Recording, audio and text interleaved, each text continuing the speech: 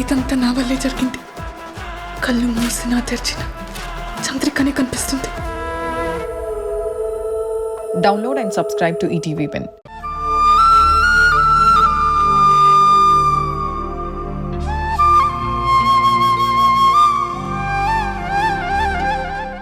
నన్ను వెకరిస్తున్నావేంటే?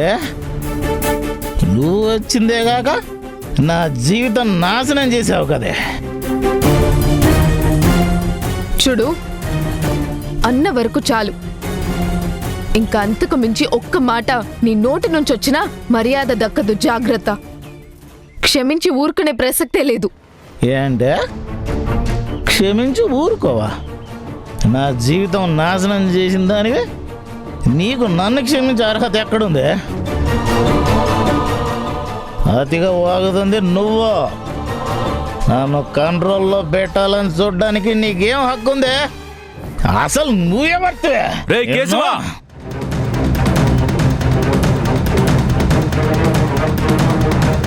రై ఏంట్రా పట్టపగలు తాగొచ్చింది కాక ఏంటా మాటలో?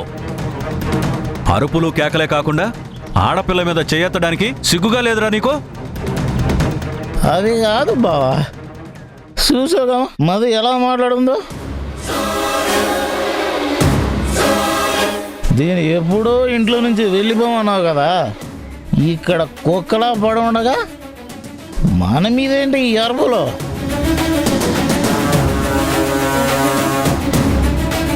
పంపించే బావా, ఇక నుంచి అర్జెంటుగా పంపించేసా. నోర్మయ్, పట్టపగలే తాగి సిగ్గు శరం లేకుండా ఇంటికొచ్చిందే కాక బుద్ధి లేకుండా అనరాని మాటలు అంటావా నువ్వు? ఇది మర్యాదస్తులుండే ఇల్లురా.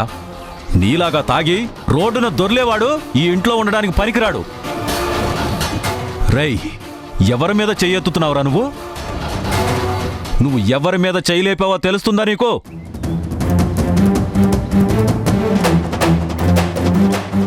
పిచ్చి పిచ్చి వ్యవహారాలు చేస్తే చేతులు విరిచేస్తాను, జాగ్రత్త.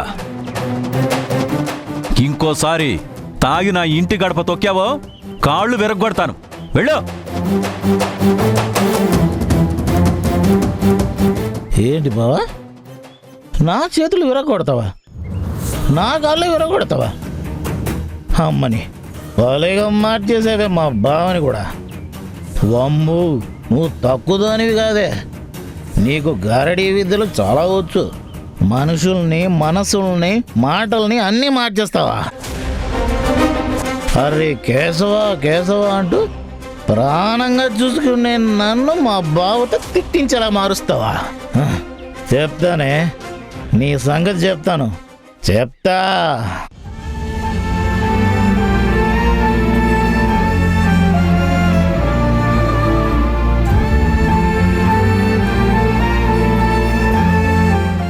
వాడి మాటలేం పట్టించుకోకమ్మా, తాగుబోతు వెదవా.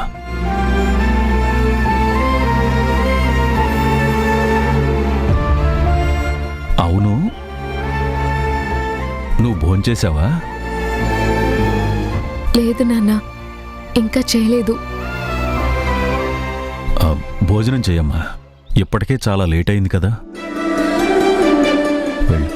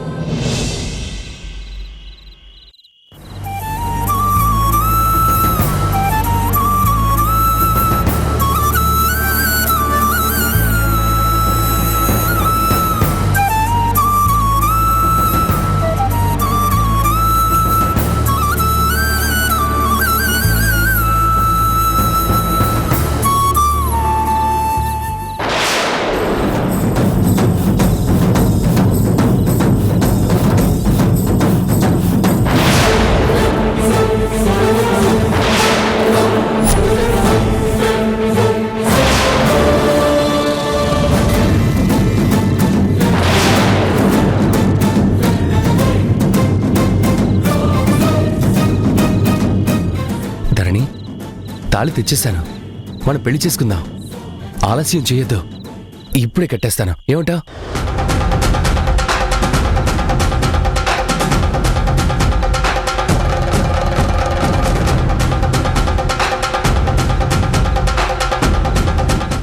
ఏంటి ధీరజ్, ఏం మాట్లాడుతున్నావు నువ్వు? కొత్తగా మాట్లాడేదే ఉంది ధరణి. మనం పెళ్లి చేసుకుందామని నువ్వే కదా అన్నావు. అదే చేసేస్తాను. తాళి కట్టేస్తానంటున్నా. నేను ఇలా పెళ్లి చేసుకుందామన్నానా? మరి భూమంతా అరుగు వేసి ఆకాశం అంతా పందిరేసి బంధువర్గానంతా పిలిచి మేళతాళాలతో ఘనంగా చేసుకుందాం అనుకున్నావా? ఇద్దరం కలిసి పారిపోయే చేసుకుందాం అనుకున్నాగా. అక్కడికో ఇక్కడికో పారిపోవడం ఎందుకు? ఇక్కడే కట్టేస్తే పెళ్ళైపోతుంది కదా. మన ఇంట్లో మన పెళ్ళి ఎలా ఉంటుంది? అసలు నువ్వేం చేయాలనుకుంటున్నావో, ఏం చేస్తున్నావో నీకు అసలు ఏమైనా అర్థమవుతుందా ధీరజ్? ఇలా ఇక్కడ 4 గోడల మధ్యలో నువ్వు నేను ఉండి ఎలా పెళ్లి చేసుకుందాం అనుకుంటున్నావు? నలుగురు మధ్యలో చేసుకుంటామా? మనం ఏ పరిస్థితుల్లోనో తెలుసు కదా నీకు. ఏ పరిస్థితుల్లో ఉన్నా పెళ్లి అనేది, తాళి అనేది ఇద్దరి జీవితాలకి ఒక శాశ్వత బంధం. అది ఒకేసారి జరుగుతుంది, మళ్ళీ మళ్ళీ చేసుకునేది కాదు. వివాహం పవిత్రమైనది.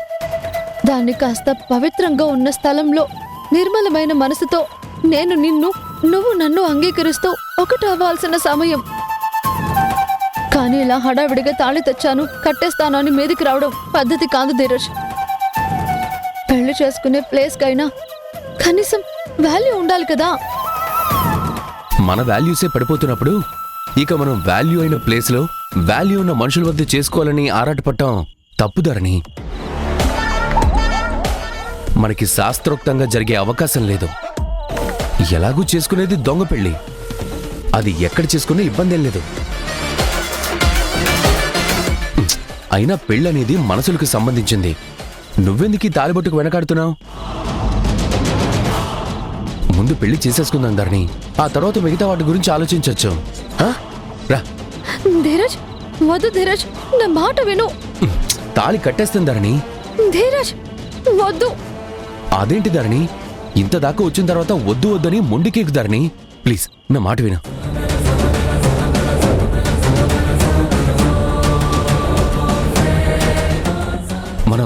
మనం భార్యాభర్తలమైతే గాని మనకున్న ఇబ్బందులన్నీ తొలగిపోవు. మనం సమాజంలో తలెత్తుకుని ధైర్యంగా నిలబడగలుగుతాం. నేను ఈ పెళ్లి కోసం తొందరపడ్డం లేదు ధరణి, మన ఫ్యూచర్ కోసం తొందరపడుతున్నాను. ప్లీజ్ నా మాట విను. ధీరజ్, వద్దు ధీరజ్, ప్లీజ్ ధీరజ్. అది కాదు ధరణి, నేను చెప్పేది విను. ధీరజ్, ధీరజ్ వద్దు. నేను చెప్పేది విను ధీరజ్. లేదు, నేను చెప్పేది విను. ప్లీజ్ ధరణి. లేదు, ఈ ఛాన్స్ మళ్ళీ మనకి రాదు Dharani. Please Dharani, please. Dheeraj, please నా మాట విను. నా మాట విను. తాళి కట్టేస్తాను ధరణి.